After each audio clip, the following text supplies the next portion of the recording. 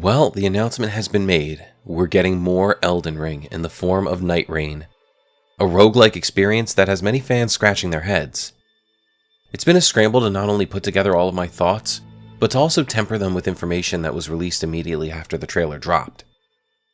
I doubt I'll be adding too much to the discourse that's already been taking place, but I wanted my audience to know that I'm here absorbing everything, and preparing to jump back into the Lands Between in 2025 for this remixed adventure that's going to focus a lot more on fast-paced combat and leveling than we've come to expect from anything in the Soulsborne universe. Nightreign seems to be a love letter to all things FromSoft, while at the same time bringing the worlds we've come to expect into a completely new genre. With this said, I'm going to break down what we've learned so far about this mysterious new adventure and what it means for those of us itching to revisit the Lands Between. We've learned a lot about Nightreign in a very short window of time thanks to interviews with the game's director, Junya Ishizaki. It seems this game will be taking place in a different version of the Lands Between than we know, but one that shares its history, at least until the moment of the Shattering. After that historical event, this version of the Lands Between experienced a different history than what we uncovered in Elden Ring. He interestingly calls this a branch of Elden Ring's story, and while it remains separate, I think this opens up the possibility to tell many different stories in the Lands Between, with every branch of the Erd Tree building a different history, just as we each have our own game world where the events of our journey to become the Elden Lord take place. They may be parallel to each other, but each is unique, and we can invade the worlds of others. So I'm thinking of this as one of the many worlds out there where things just develop differently.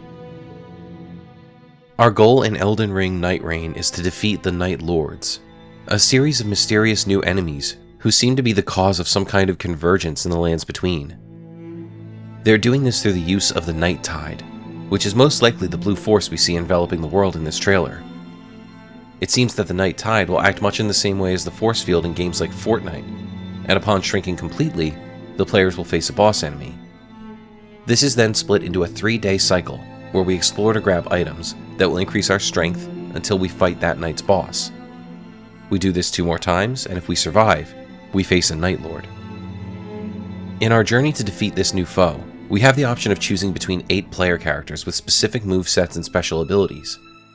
So far as customization is concerned, it seems like this is going to be left to a minimum outside of beefing up our characters between day and night cycles. These characters fight as a 3-person unit, with moves that can synergize in order to take down larger foes, and they will be known as the Nightfarers. 4 of these characters have had their names revealed to us. There's the Wilder, the Guardian, the Duchess, and the Recluse. And if I'm not mistaken, we didn't actually see the Recluse in the trailer, as they're a pure magic build. That means the player character riposting the Large Omen and the hawk-headed halberd wielder have not yet had their names revealed. There's also talk of a character whose focus is on their spirit companion, and I don't believe we've seen them in the trailer or any of the art that's been released. One of the coolest things about these characters, in my opinion, is that they will each have their own individual story that will be told both through a new feature, the Codex, which can be investigated at the Round Table Hold, and some other means we don't yet know, as Ishizaki has hinted that the Codex will not be the only way to experience their stories. Given how great each of the character designs look for our player characters, and some of their peculiar quirks, such as one having an eagle's head, one using the riposte from Sekiro, and one dressed in what looks like Yarnamite garb, I think there's going to be a lot to explore about who they are and why they've come to ransack the Lands Between. Given that these characters have their own playstyles, and our focus seems to be on leveling and synergy, I don't believe we're going to see too much in the way of new equipment, outside of the weapon upgrades we can gather. And I'm not entirely sure these upgrades are going to have any real lore associated with them. I expect that while this story is going to have some twists, it's going to be handed to us much more neatly than we typically expect from a Soulsborne game. Those that have been lucky enough to play an early build of the game have already dropped some very interesting information. It seems this is going to be the most fast-paced Souls experience we've ever had, which makes sense knowing that each run through Limveld is going to be on a 3-day timer, giving each day around 15 minutes. We will no longer need to sit at sites of grace to level or refill our flasks, but just run by them for refills, and use a different method for leveling that accounts for the playstyle that you'd like to use, rather than placing individual points into your build. During the day in our cycles, we'll be fighting off enemies for experience, gathering tiered weapon upgrades, and trying to dart from church to church in order to stockpile additional healing items and increase our chances of making it to the end of the third day. Also, the map is randomly generated each time we enter the game, so we won't be able to rely on our experience learning the layouts of the land, which is going to keep us on our toes. It seems we're also going to be pursued by stalker enemies that will try and put an end to our reckless ambition. As of right now, the Fell Omen is the only confirmed stalker, but I'm willing to bet there will be others. Where this game is going to break out of the Battle Royale formula and present itself more as a roguelike is in our defeat at the hands of the creatures of the lands between. While we can revive our partners in battle should they fall by physically beating them up, eventually you'll experience a total party wipe, and when you do, you'll be provided with relics that make you stronger in some way across all future runs, falling much more in line with games like Hades. These relics can be purchased with Merc, a mysterious new currency unique to this game, when we visit the Round Table Hold, and I'm sure we'll learn more about this later. Also, while we will see ghosts of other players running by us from time to time, there will not be a message system in Nightreign, so there won't be any interaction with players outside of your party. However, when you die in this world, you leave behind a red corpse that can be killed by other players for better loot. So it seems even in defeat, we're lending a hand to the other Nightfarers trying to take down the Night Lord, and I think that's nice.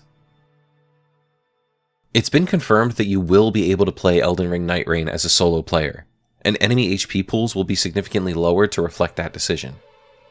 That said, the game is absolutely intended for 3-player co-op, to get the best experience, and oddly, it will not have the option for just 2 players. I don't really game online much, so I'm much more likely to play solo, but it would be pretty amazing to jump into a game of Nightreign with other FromSoft creators on YouTube and see how far we can get. Let me know in the comments if you want me to try and make that happen. Now let's talk about that thing every FromSoft fan saw during the trailer that made us literally leap out of our seats. The Nameless King flying around the lands between. It seems that whatever malevolent force the Night Lords wield, it's calling to creatures and warriors from beyond the lands between. In Elden Ring Nightreign, we'll be facing off with bosses from the Dark Souls franchise, including, so far, the Centipede Demon from Dark Souls, the Duke's Dear Freya from Dark Souls 2, and the Nameless King from Dark Souls 3. Given that these are the enemies they were actually willing to reveal to us, I assume there's going to be significantly bigger surprises around the bend when it comes to how these worlds are colliding with the lands between. I wholly expect the horrors of Yharnam to break through, as well as some of the more imposing enemies of Sekiro. Who knows, maybe Demon Souls will make an appearance as well. But in case there was any concern about these being reused assets riffing on old FromSoft properties, the official Dark Souls Twitter made a post about Nightreign saying, "In the night, ancestral foes await, remnants of a fire that once burned bright."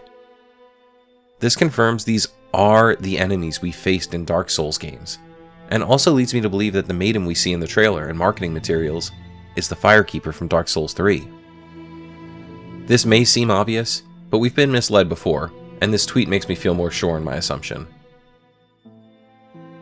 There isn't too much more to say about Nightreign right now without getting into the weeds of information dispersed by those lucky enough to have played it, but I wanted to point out a few things myself and the community noticed while reacting to the trailer on stream. First, the land is surrounded by these ghost-like giants that seem to be the size of the remains of giant humanoid creatures found in Caelid. These enormous beings have always been a mystery that's unsolvable in the lands between, so maybe we'll get some background on them. Next, it seems as though the Eternal Cities are not sunken below ground. In the trailer, we can briefly see what I assume to be a wilder running through the rubble of a large structure made of dark gray stone, and the statues around are holding a white flame. Also, the sky is visible and not hidden beneath false stars. It seems that in this timeline, the Eternal Cities may never have been pushed below ground. Either that, or they found a way to resurface. With that said, the Night Lord and his dark blue magic enveloping the land could be the Lord that the Nox tried desperately to create so they could ascend. Perhaps Nightreign takes place in an alternate reality where the Nox achieve their goal, and the Night Lord now threatens the very fabric of reality. We can't know anything yet, but I think this is a cool idea that would explain much of what we've seen. Personally, I'm very excited to see where this is going. I'm a sucker for roguelikes, and being able to drop into the lands between again for short bursts to survive Limveld sounds like a lot of fun to me. Having 8 distinct characters to choose from that will wildly change how you interact with your team as well as the tiered weapon system, means that there's going to be a significant amount of replayability. The gameplay loop is going to be what makes or breaks Nightreign. How good does it feel to take down a boss, find a rare weapon upgrade, or unlock a relic that changes how you'll play your next run? Will my runs be consistently ruined by unlucky drops and bosses that don't work with my current build? Or is there going to be enough variety in team composition that you can take advantage of your toolkit effectively no matter the situation? I have a lot of faith in the team behind this game, and I know Miyazaki isn't one to hand off his worlds unless he's confident in who is helming the project. If you're not a fan of this type of game, I can understand your disappointment. But given that this was developed outside of the regular team, we should look at it as another step towards more Elden Ring. If FromSoft can use side projects like this that require less asset building to drive a little more revenue, I think that's going to go a long way in making sure they can continue creating the games they want without bean counters breathing down their necks. I can't wait for Nightreign, and I'm excited to see if and how they explain the worlds of FromSoft converging. The game is non-canon to the original Elden Ring, so let's just enjoy the ride. What do you think of all this information pouring out about Elden Ring Nightreign? Are you disappointed we're not getting more DLC or an Elden Ring 2 just yet? Or are you excited for FromSoft's first foray into the roguelike genre? Do the Nightfarers come from the worlds of different FromSoft properties? Who else do you think will face as a boss in the 3-day cycle? Is the Night Lord truly the Lord of the Nox, or an altogether new threat with no ties to established lore? Let us know your thoughts and theories in the comments. Don't forget to like, subscribe, hit the bell, and set notifications to all so you never miss out on any of our content. We look forward to bringing you more news about the newest chapter in Elden Ring, Nightreign.